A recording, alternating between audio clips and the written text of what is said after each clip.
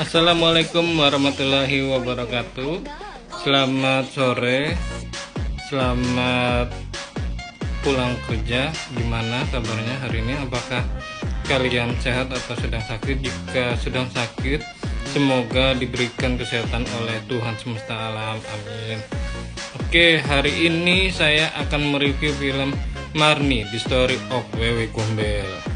Ini hantu yang legendaris dari saya masih kecil ini, Wewe Gombel, yang identik dengan menculik anak-anak di Indonesia jika orang tuanya tidak mengurusi atau tidak peduli terhadap anak-anak kalian, dan Wewe Gombel akan menyerang dan menculik anak kalian dan tidak akan kembali jika tidak dicari. Tolong dibantu like dan follow untuk akun ini supaya saya lebih semangat untuk mereview film-film yang ada di bioskop tanah air ini. Dan oh iya, ini masih ready, masih tayang di 21 di bioskop kesayangan kalian, karena di CGV sudah turun layar, hanya di 21 saja. Silakan nonton segera ya. Terima kasih. Oke, ini adalah tiket nonton film Marni, The Story of Wewe Gombel.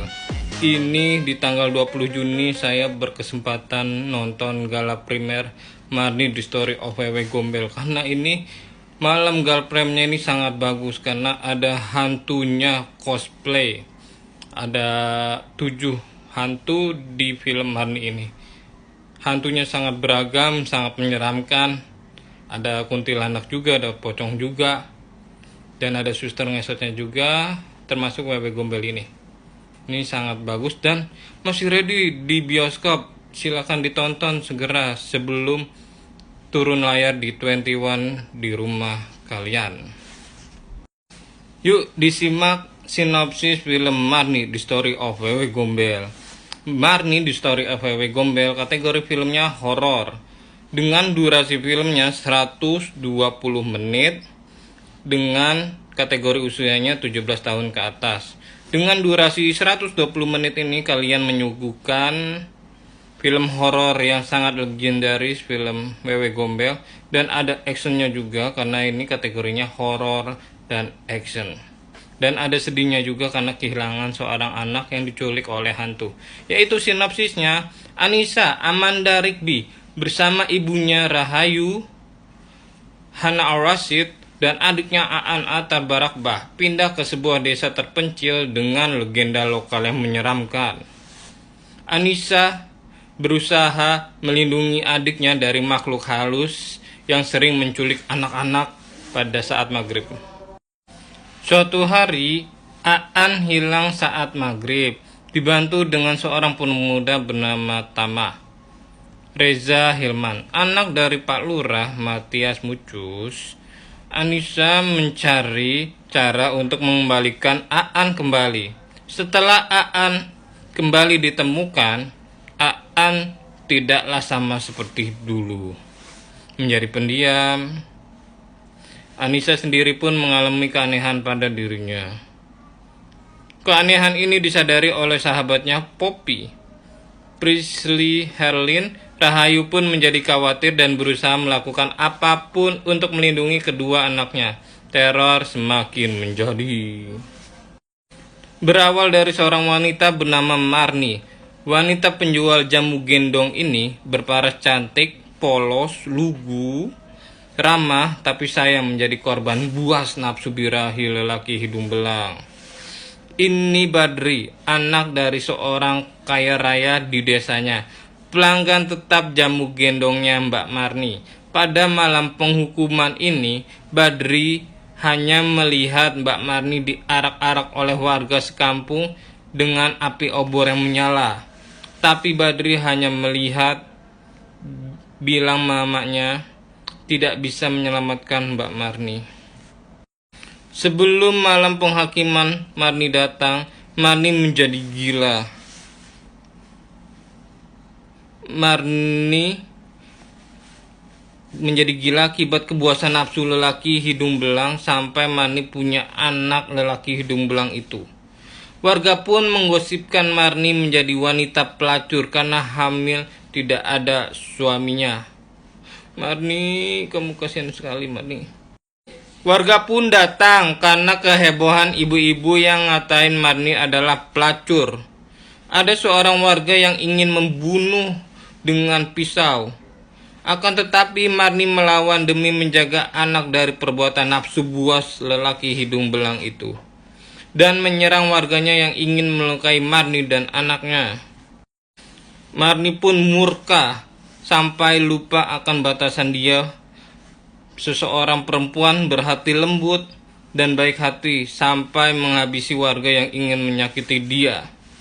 Itulah info dari Pak Badri, anak kecil yang dari keluarga orang kaya, dan akhirnya Marni meninggal digantung di pohon besar angker oleh warga dan menjadi seorang wewe gombel di pohon besar itu. Sudah banyak anak kecil yang diculik oleh Marni, kata Pak Badri tersebut.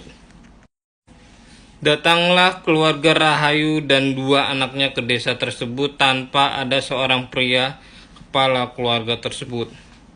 Anissa, sang kakak yang selalu ngerawat adiknya yang kurang sempurna ini dengan sabar dan telaten, mengasihi adiknya dengan kasih sayang yang tulus itu.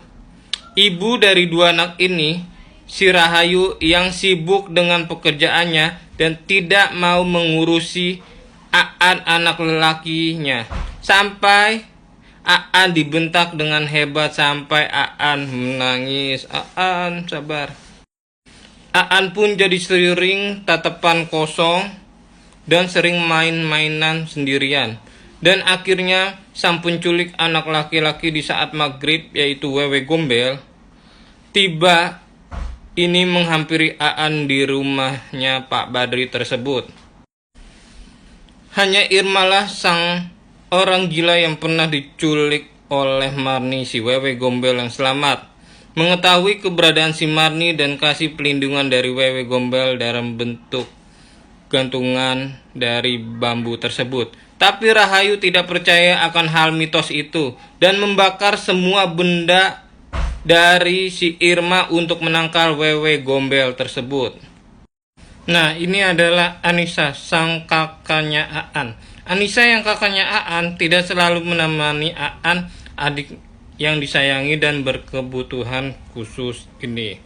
Ketika Anissa disuruh ibunya, si Rahayu, membelikan tinta printer di kota bersama Tama, Aan ditinggal sendirian dan tidak ada yang menjaga dan mengawasinya. Ketika Anissa pulang dari kota, Anissa mencari Aan dari sudut ke sudut rumahnya pun tidak ada, dan sudah dijemput wewe gombel sampai Anissa kerasukan wewe gombel tersebut. Anissa yang mengalami kesurupan Marni sang wewe gombel, Anissa jadi tahu asal muasal Marni jadi wewe gombel pas diarak-arak oleh warga sekitar ke pohon besar itu dengan obor yang menyala. Anissa yang kerasukan Marni tersebut dibawa Marni dari alam bawah sadar Anissa. Kejadian malam Marni disiksa sama warga sekitar yang digantung di pohon besar itu. Setelah Anissa kembali ke dunia nyatanya, arwah Marni tidak kunjung pergi, malahan bersemayam di dalam tubuh Anissa dan mengkopi tubuh Anissa tersebut dengan plek-ketiplek tersebut. Akhirnya wewe gombel itu muncul dari penyamaran tubuh Anissa dan menyerang Tama, anak keturunan Badri yang dari keluarga orang kaya yang pernah melecehkan Marni semasa Marni hidup. Duel Marni dan Tama terjadi. Tama membaca doa yang Tama tahu, akan tetapi tidak mempan dengan iblis terkutuk wewe gombel tersebut. Marni menyerang temannya Anissa juga si Poppy yang punya indera keenam dan punya senjata pamungkas keramat, yaitu kris turun-temurun dari kakeknya. Lalu Marni menyerang Rahayu. Entah kenapa Marni tahu asal-usul si Rahayu tersebut. Marni yang mengalahkan Rahayu pergi menjemput Aan, dan Aan sudah ada di pelukan Marni dan pergi dari rumahnya Badri yang ditempatin keluarga Rahayu. Sekian dari saya untuk review film Marni The Story of Wewe Gombel. Segera nonton di bioskop karena masih tayang sebelum turun layar dari Bioskop 21. Terima kasih, sampai jumpa. Assalamualaikum warahmatullahi wabarakatuh.